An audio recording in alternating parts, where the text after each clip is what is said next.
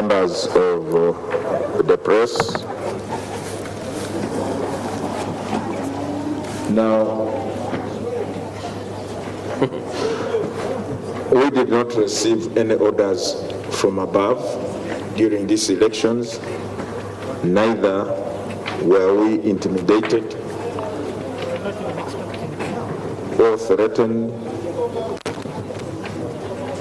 although we know that some candidates were fond of engaging in rhetoric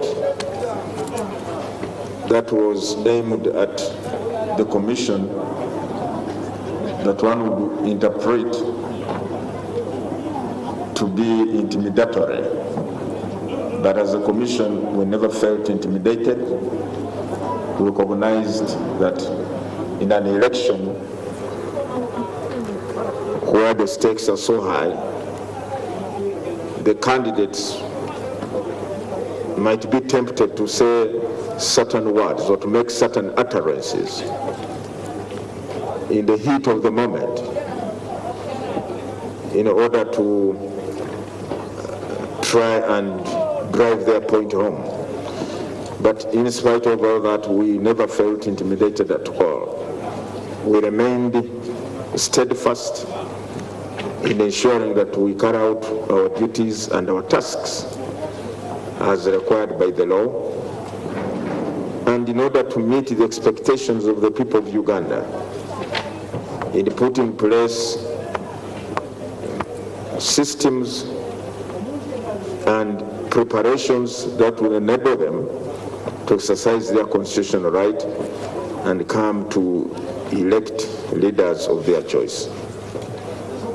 Now, my difference, I don't know whether, I don't want to talk of differences between me and Engineer Kigundu, because he served in the commission whose main activities are governed by the law, and the same law that he followed in carrying out his duties, or the same laws are the same that my commission has also followed and continues to follow. So I don't see any difference between this commission and the commission led by Dr. Kigundu. We are all following the law as spelled out in the statute books. Now, on the issue of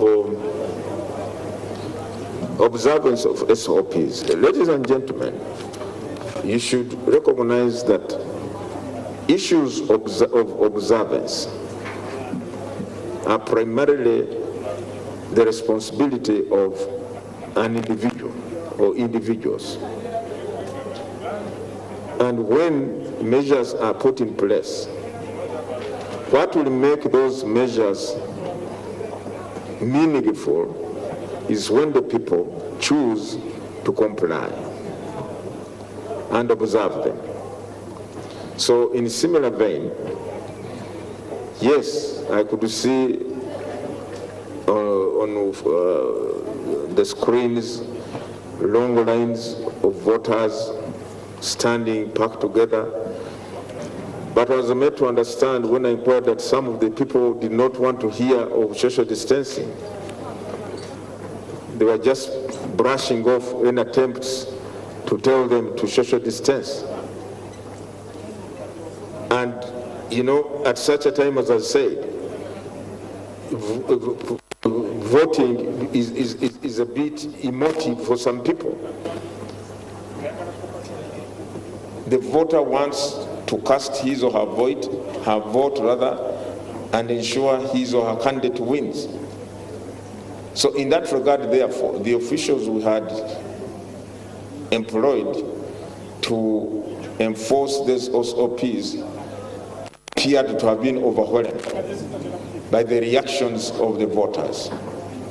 But we still have more elections, and we have learned the lessons from the elections of 14th, and I think my commission is going to ensure that we continue, one, to sensitize the people, two, to make the enforcement processes and mechanisms more visible and more stringent, because COVID is still in our midst. We cannot just take it for granted.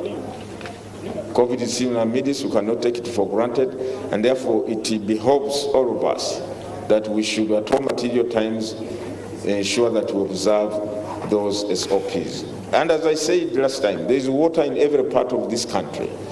So you cannot say that this cannot be enforced because of difficulty in getting water. But lack of discipline on the part of each one of us as individuals and also collectively is what is defeating the fight against the spread of COVID-19. So if we all Ugandans can be mindful of the potential dangers of the spread of the virus, I believe then observance need not be rammed down our throats.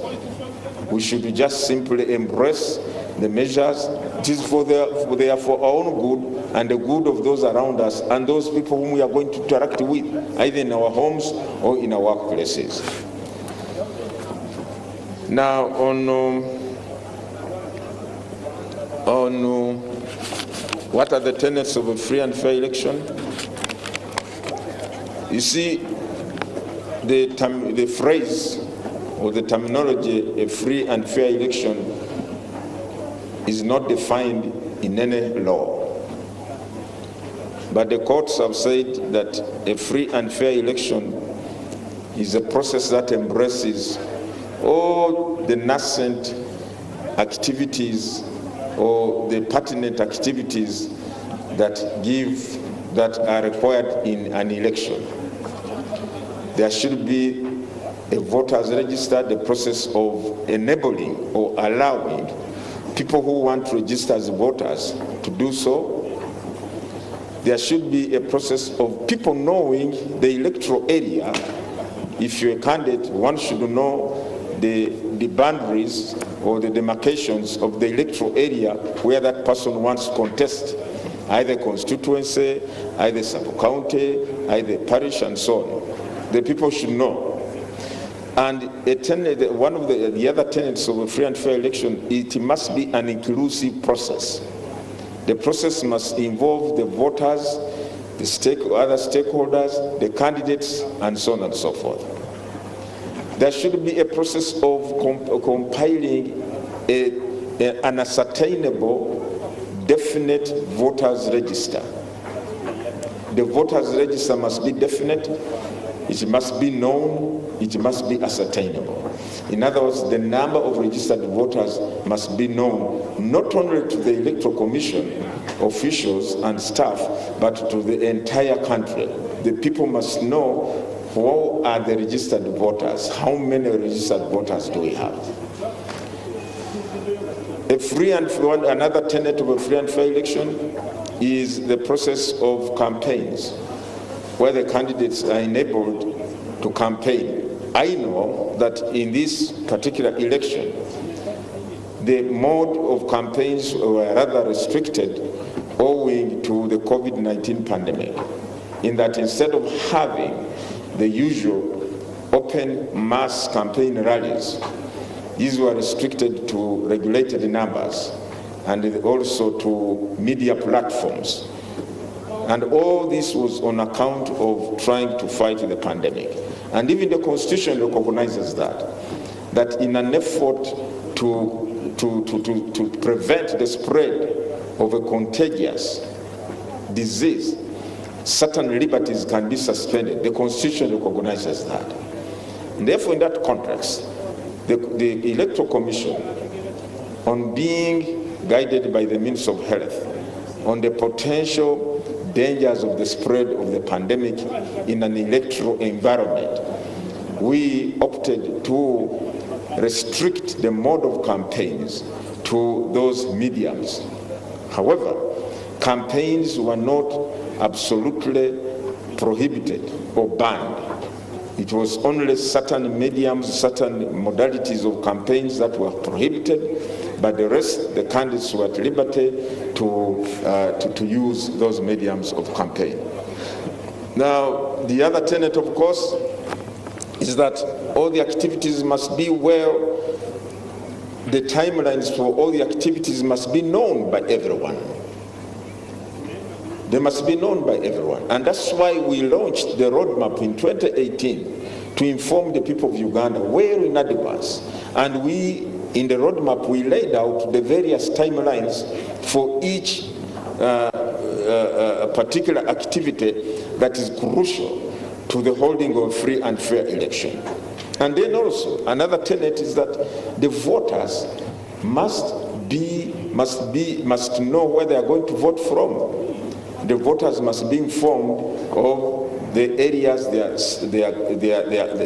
are supposed to vote from, or what we call the polling stations. And all this information was shared with the voters must be sensitized. They must be sensitized about the do's and don'ts of participation in an election, what we call voter education. And all these activities were undertaken. And then, of course, the Electoral Commission must put in place a mechanism that ensures that the voters come out of their homes in a secure environment, without fear, without intimidation, and they go to cast their vote. And that's why in this particular election, over 10 million Ugandans came out to cast their votes. And that's why the role of security became very pertinent in ensuring that the voters, the citizens of this country who are registered voters, come out in peace, come out freely without any fear, and they go to the polling station and cast their votes. On the issue of statistics, that whereas we said there are 18 million voters and slightly over 10 million have come out to cast their vote, you know, polling is absolutely voluntary and discretional. Voting is absolutely voluntary. It's not coercive. It's not mandatory that you must leave your home and go to cast your vote. So if a number of citizens decide not to go out and vote, it's their right. And by the way, you should also remember that even some people who are on duty for this exercise, the electoral exercise, have not voted, because we could not go to vote from our respective areas where we registered. So members of security services who were on duty, who were deployed here and there, members of the Electoral Commission who were also on duty, that is also a chunk. Or when you go to the voters register, for example, I'm a registered voter, but I did not vote. I did not vote. So, you see, these are the things that we are pointing out. There are various reasons as to why the numbers, although the numbers are big in the voters register, but when it comes to the actual turnout, you find that the numbers are low. So that does not imply that the register is questionable or that the numbers are not authentic. It does not mean that. It's a question of the exercise of one's free choice. I'm sure if you went and carried out some kind of census or poll, whatever you call it, or inquiry, you'll find many people who were within their homes and within distance of their polling stations but did not go to vote. It's their constitutional right. It's their right. You go to vote or you don't go to vote. So I want to assure you that this register went through so many processes to ascertain its authenticity, to ascertain its correctness, and therefore the turn-up of the fact that so many voters have not turned up to vote does not in any way imply that the register is not authentic. No. Yeah, there are even those who are sick and so on and so forth. So many factors. There are so many factors why many people did not, the big number of people did not turn up to vote. Now,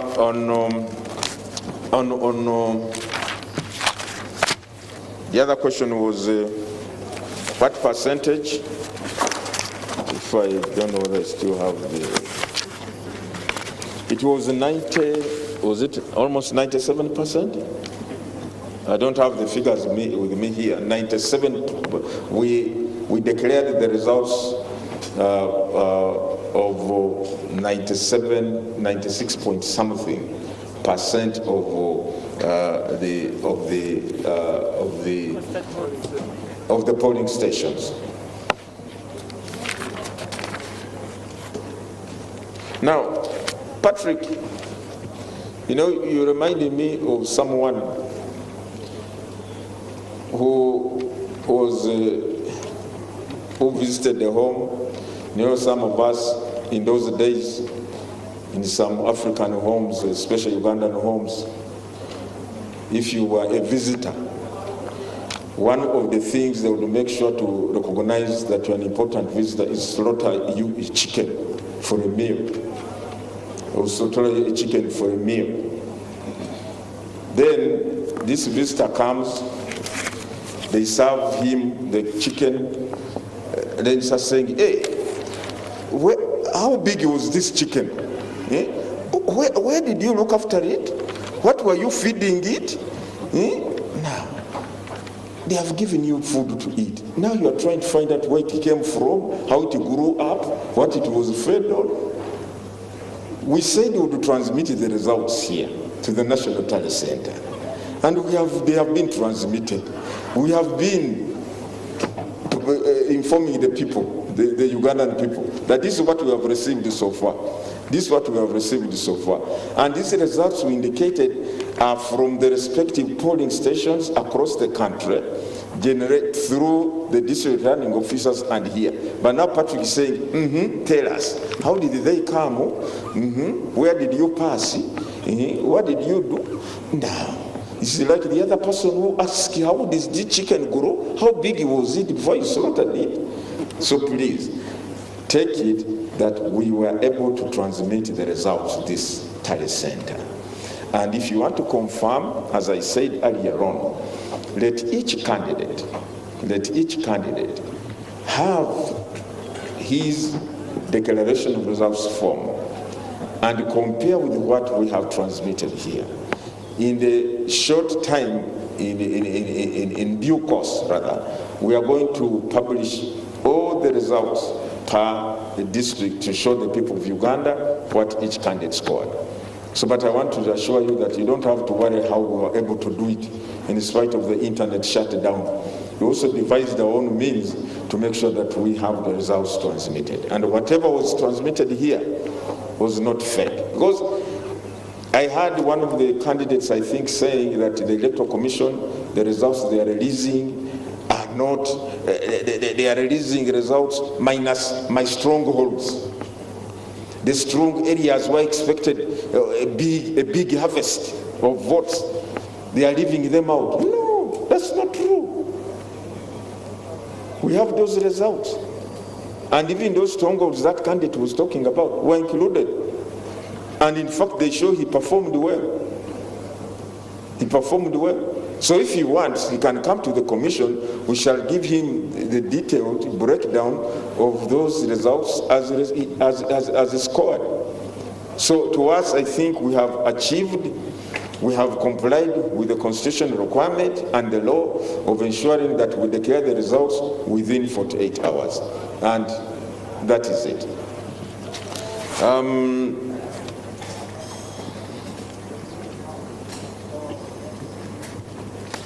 How tamper-proof were they? They were not tampered with, don't worry. If that's, you also asked the question of tampering. We made sure we put in place mechanisms to ensure they are not, the process of transmission is not disrupted or tampered with or hacked into. We made sure of that. Okay, more than 7 million people. I think I've already answered the question on why more than 7 million people have not voted. As I say, it is a right, it is a discretion, it is a voluntary right for you, it's a voluntary matter whether you should go and vote. And many of us have not voted because of being on duty and so many other factors.